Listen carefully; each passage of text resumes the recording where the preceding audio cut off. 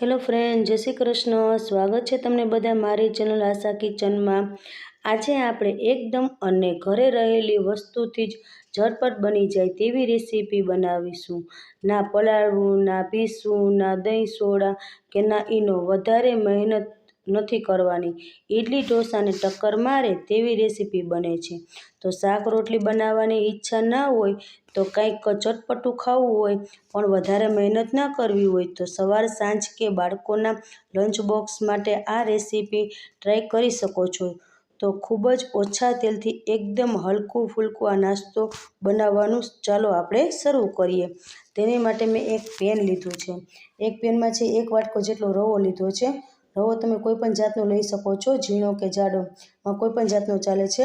હવે જેટલો આપણે રવો લીધો છે તેટલું જ આપણે છે તે પાણી લેવાનું છે. 1 વાટકો જેટલો રવો લીધો છે તો તેની સામે 1 વાટકો જેટલો જ આપણે પાણી લેવાનું છે. બધું સરસ રીતે આપણે આ મિક્સ કરી લેવાનું છે. રવાને પાણી સાથે સરસ રીતે મિક્સ કરી લેવાનું છે. જો તમને એવું લાગે તો અત્યારે એટલું પાણી નાખ્યું છે, એવું લાગે પાછળથી તમે પાણી પણ એડ કરી શકો છો. તો સરસ એવું મિક્સ થઈ ગયું છે. હવે તેને આપણે ઢાંકી દઈશું, 5 મિનિટ સુધી રેસ્ટ આપશું. ત્યાં સુધી આપણે નાનકડી પ્રોસેસ કરી લઈએ. એક પેન લીધું છે મેં, તેમાં છે તે 2 ચમચી જેટલું આપણે તેલ એડ કરીશું. તમે ઈચ્છો તો તેમાં 1 ચમચી જેટલું પણ તેલ તમે એડ કરી શકો છો.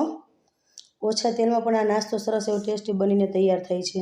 હવે તેલ આપણું સરસ ગરમ થાય પછી 1 ચમચી જેટલી ચણાની દાળ એડ કરી દઈશું અને 1 ચમચી જેટલી અડદની દાળ એડ કરી દઈશું. આ નાસ્તામાં ચણાની દાળ અને અડદની દાળ એડ કરવાથી નાસ્તો સુપર એવો ટેસ્ટી બનીને તૈયાર થાય છે. અને હવે આ દાળને છે સરસ રીતે આપણે તેલમાં છે તે સાતળવાની છે. કલર છે થોડો ચેન્જ થાય ત્યાં સુધી. હવે સરસ એવો કલર ચેન્જ થઈ ગયો છે. હવે તેમાં આપણે રાઈ છે તે એડ કરી દઈશું 1 ચમચી. હવે રાઈને છે સરસ રીતે સાતળવાની છે અને રાઈ ના બળે તેનું ખાસ ધ્યાન રાખવું. બધું સરસ રીતે આપણે આવી રીતે મિક્સ કરી લેવાનું છે. હવે છે તેમાં આપણે 1 ચમચી જેટલું જીરું એડ કરી દઈશું. હવે તેને પણ બધું સરસ રીતે આપણે મિક્સ કરી લેવાનું છે. અને આ નાસ્તા ખાવામાં ચણાની દાળ ટેસ્ટ બહુ સરસ એવો આવે છે, ક્રંચ એવો આવે છે.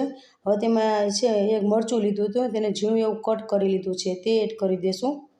બધો મસાલો સરસ રીતે આપણે મિક્સ કરી લેવાનો છે. હવે મિક્સ થઈ જાય પછી છે 1 બટેટું લીધું છે મેં મીડિયમ સાઇઝનું, એને ઉપરથી છાલ હટાવીને નાના હોલવાળી ખમણીથી ખમણી લીધું છે.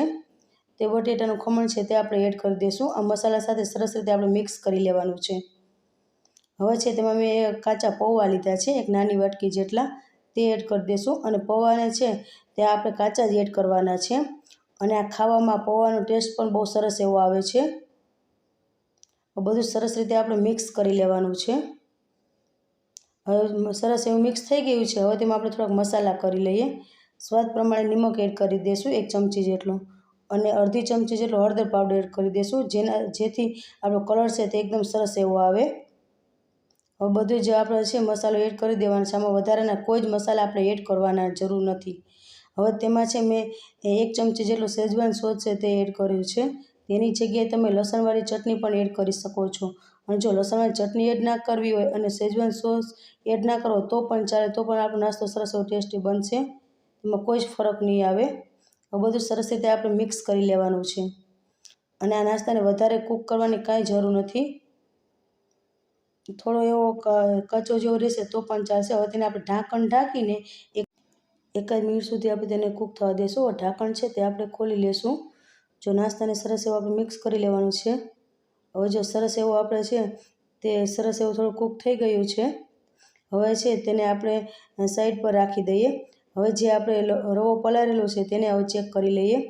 જો રવો છે આપણો સરસ એવો પલળી ગયો છે અને થોડો ફૂલી પણ ગયો છે.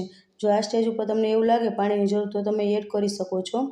હવે જે આપણે સ્ટફિંગ બનાવ્યું છે તે આપણે એડ કરી દઈશું રવામાં. હવે બધું સરસ રીતે આપણે મિક્સ કરી લેવાનું છે. સરસ એવું મિક્સ કરતું રહેવાનું છે, જેથી સરસ આપણો બધામાં સરખી રીતે મિક્સ થઈ જાય. જો સરસ રીતે આપણું મિક્સ થઈ ગયું છે, તમે જોઈ શકો છો. તો સરસ એવું આપણું બેટર બનીને તૈયાર થઈ ગયું છે. હવે છે તેમાં આપણે છે નિમક એડ કરી દઈશું રવાના ભાગનું. આની પહેલાં મેં નિમક તો એડ કર્યું હતું, પણ હવે આ રવાના ભાગનું છે તો થોડું નિમક એડ કરી દઈએ. 1 ચમચી જેટલું ધાણા જીરું પાવડર એડ કરી દઈશું. અને અડધી ચમચી જેટલો છે આપણે આમચૂર મસાલો એડ કરી દઈશું. તેની જગ્યાએ તમે લીંબુનો રસ પણ એડ કરી શકો છો. હવે લીલા ધાણા છે તે મુઠ્ઠી જેટલા આપણે એ એડ કરી દઈશું. હવે બધું સરસ રીતે આપણે મિક્સ કરી લેવાનું છે. એમાં વધારે મસાલાની કોઈ જરૂર નથી પડતી, નથી બહારથી મસાલા લેવાની કોઈ જરૂર. ઘરમાં રહેલા મસાલાથી જ આપણે આ સુપર ટેસ્ટી એવો રેસીપી આપણે બનાવીશું. અને જો તમે એકવાર ટ્રાય કરશો તો તમે વારંવાર બનાવવાનું પસંદ કરશો. સરસ રીતે થઈ ગયું છે. એક મેં તડકા પેન લીધું છે. હવે તડકા પેનમાં છે તે આપણે 1 ચમચી જેટલું આપણે તેલ છે તે એડ કરી દઈશું. તેલને છે તે આવી રીતે હાથેથી સરસ રીતે આપણે ફેલાવી લેવાનું છે. અને તેલને છે તડકામાં સરસ રીતે આપણે ગરમ થવા દેવાનું છે. તેલ ગરમ થઈ જાય પછી તેમાં આપણે જીરું છે તે એડ કરી દઈશું થોડુંક એવું, અને થોડાક તલ છે તે એડ કરી દઈશું. હવે જે આપણું મિશ્રણ છે તે ચમચો એક મિશ્રણ લઈને આપણે એડ કરવાનું છે.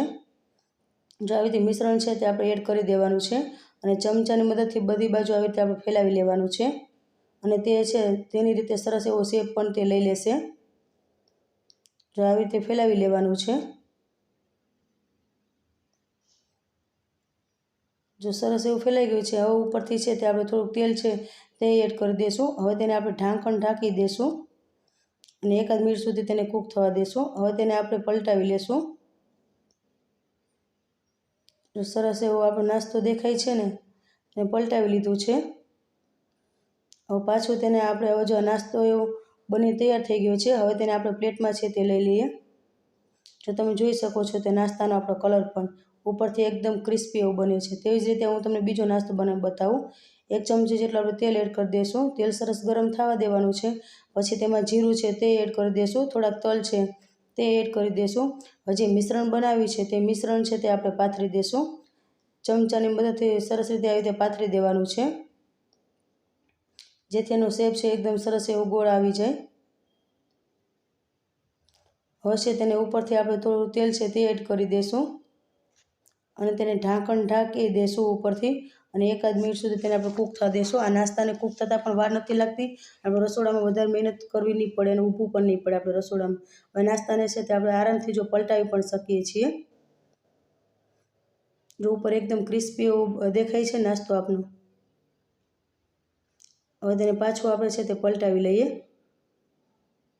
બંને સાઈડ સરસ એવો ક્રિસ્પી આપણો નાસ્તો છે બન્યો છે. હવે આપણો નાસ્તો થઈ ગયો છે તેને આપણે પ્લેટમાં લઈ લઈએ. આપણો નાસ્તો બની ગયો છે.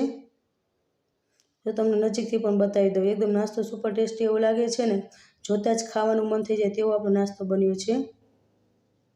હવે છે આ નાસ્તાને છે આપણે ઉપરથી છે તે ચાટ મસાલો છે તે સ્પ્રિંકલ કરી દઈશું. તેનાથી ટેસ્ટ બહુ સરસ એવો આવે છે. તૈયાર છે આપણો સુપર ટેસ્ટી એવો નાસ્તો, અને બાળકોને તમે લંચ બોક્સમાં પણ આપી શકો છો. આ વિડીયોમાં બસ આટલું. ફરી મળીશું એક નવા વિડીયો સાથે. ત્યાં સુધી જય શ્રી કૃષ્ણ બધાને, and thank you for watching.